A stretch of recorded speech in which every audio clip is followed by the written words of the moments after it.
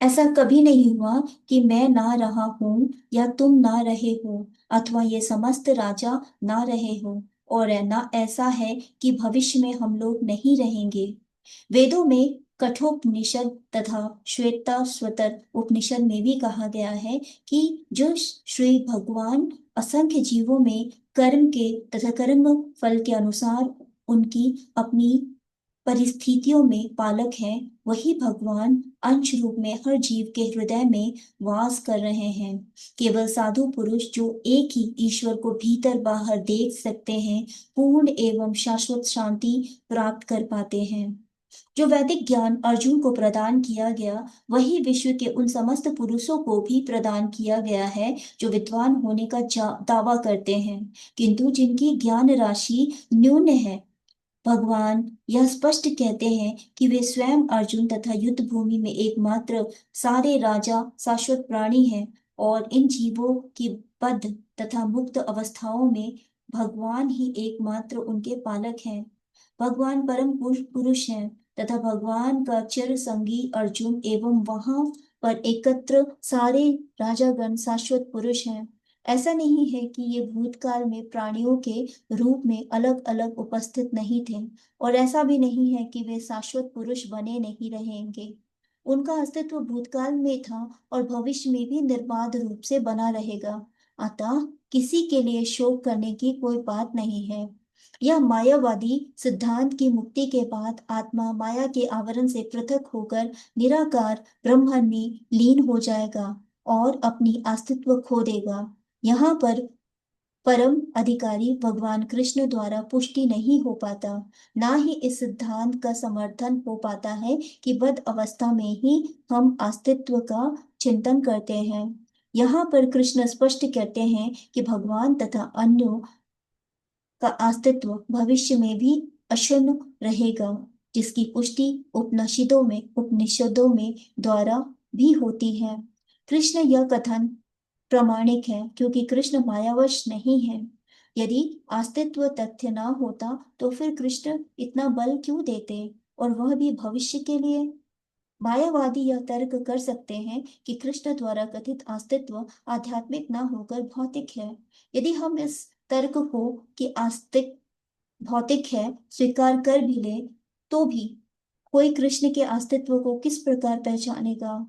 कृष्ण भूतकाल में भी अपना अस्तित्व की पुष्टि करते हैं और भविष्य में भी अपने अस्तित्व की पुष्टि करते हैं।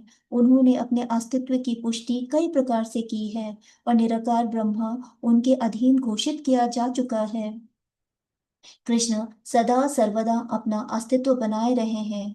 यदि उन्हें सामान्य चेतना वाले सामान्य व्यक्ति के रूप में माना जाता है, तो प्रामाणिक शास्त्र के रूप में उनकी भगवत गीता की कोई महत्ता नहीं होगी।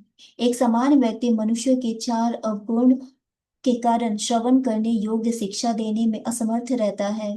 गीता ऐसे साहित्य से ऊपर है। कोई भी संस्कारी ग्रंथ गीता की तुलना नहीं कर सकता। श्री कृष्ण को सामान्य व्यक्ति मान लेने पर गीता की सारी महत्ता जाती रहती है। मायावादियों का तर्क है कि इस लोक में वर्णित दैत्य अलौकिक और शरीर के लिए प्रयुक्त हुआ है, किंतु इसके पहले वाले श्लोक में ऐसी देहात्मा बुद्धि की निंदा की गई है। एक बार जीवों की देहात्मा बुद्धि की निंदा करने के बाद यह कैसे संभव है कि कृष्ण पुनः शरीर पर उसी व्यक्तित्व को दोहराते हैं। अतः यह अस्तित्व आध्यात्मिक आधार पर स्थापित है, और इसकी पुष्टि रामानुजाचार्य तथा अन्य आचार्यों ने भी की है। गीता में कई स्थलों पर इसका उल्लेख है कि यह आध्यात्मिक अस्तित्व केवल भगवत भक्तों द्वारा शेई है। जो लोग भगवान कृष्ण का विरोध करते हैं, उनकी इस महान साहित्य तक पहुंच नहीं हो पाती। अभक्तों द्वारा गीता के उपदेशों को समझने का प्रयास मधुमक्खी द्वारा मधु पात्र चाटने से सदृश है।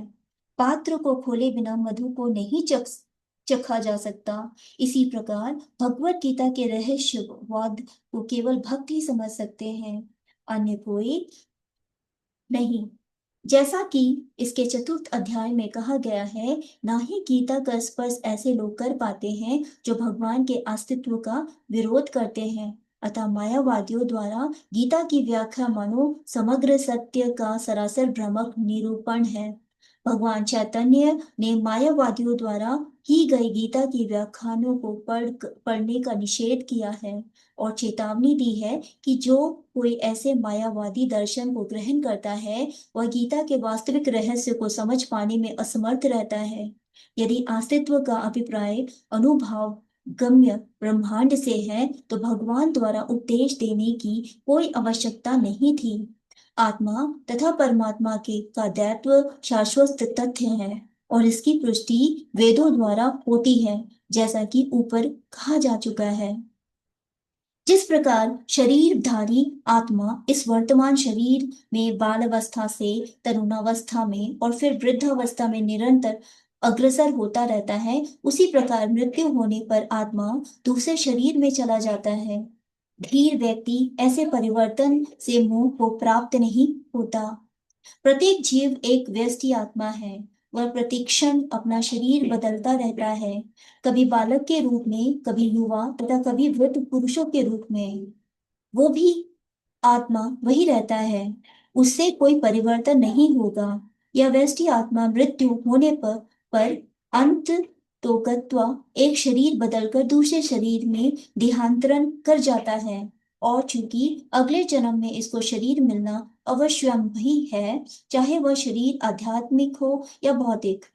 अतः अर्जुन के लिए ना तो भीष्म ना तो द्रोण के लिए शोक करने का कोई कारण था, अपितु उसे प्रसन्न होना चाहिए था कि वे अपने पुराने शरीरों को बदलकर नए शरीर ग्रहण करेंगे और इस तरह वे नई शक्ति प्राप्त करेंगे। ऐसे शरीर परिवर्तन से जीवन में किए गए कर्म अनुसार नाना प्रकार के सुख भोग या कष्टों का लेखा हो जाता है। क्योंकि भीष्म व द्रोण साधु पुरुष थे, इसलिए अगले जन्म में वे आध्यात्मिक शरीर प्राप्त होंगे, नहीं तो कम से कम उन्हें स्वर्ग में भोग करने के अनुरूप शरीर तो प्राप्त होंगे ही। अतः दोनों ही दशाओं में शोक का कोई कारण नहीं था। जिस मनुष्य को व्यष्टि आत्मा परमात्मा तथा भौतिक और आध्यात्मिक प्रकृति का पूर्ण ज्ञान होता है वह धीर कहलाता है। ऐसे मनुष्य कभी भी शरीर परिवर्तन द्वारा ठगा नहीं जाता। आत्मा के एकात्मवाद का मायावी वादी सिद्धांत मान्य नहीं हो सकता, क्योंकि आत्मा के इस प्रकार विखंडन से परमेश्वर विखंडनीय या परिवर्तनशील हो जाएगा, जो परमात्मा के अपरिवर्तनीय होने के सिद्धांत के विरुद्ध होगा।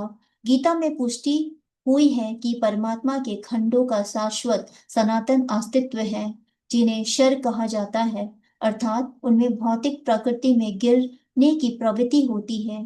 ये भिन्न अंश नित्य भिन्न रहते हैं, यहाँ तक कि मुक्ति के बाद भी व्यष्ट आत्मा जैसे का तैसा भिन्न भिन्न अंश बना रहता है, किंतु एक बार मुक्त होने पर वह श्री भगवान के साथ सच्चिदानंद रूप में रहता है।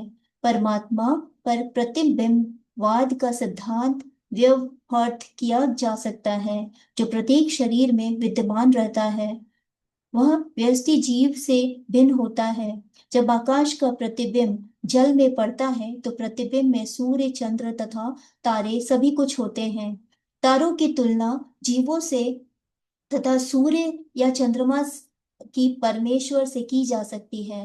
व्यष्टि अंश परमात्मा को अर्जुन के रूप में और परमात्मा को श्री भगवान के रूप में प्रदर्शित किया जाता है, जैसे कि चतुर्थार्थ अध्याय के प्रारंभ में स्पष्ट हैं। वे एक ही स्तर पर नहीं होते। यदि अर्जुन कृष्ण के समान स्तर पर हो और कृष्ण अर्जुन से श्रेष्ठ ना हो तो उन्हें उन्हें उनमें उपदेश तथा उपदिष्ट का संबंध अर्थहीन होगा। यदि ये दोनों माया द्वारा मोहित होते हैं तो एक उपदेशक तथा दूसरे को उपदिष्ट होने की कोई आवश्यकता नहीं है। ऐसा उपदेशक व्यर्थ होगा, क्योंकि माया के चंगुल में रहकर कोई भी प्रामाणिक उपदेशक नहीं बन सकता। ऐसी परिस्थितियों में यह मान लिया जाता है कि भगवान कृष्ण परमेश्वर हैं, जो पद में माया द्वारा विस्मृत अर्जुन रूपी जीव से श्रेष्ठ है।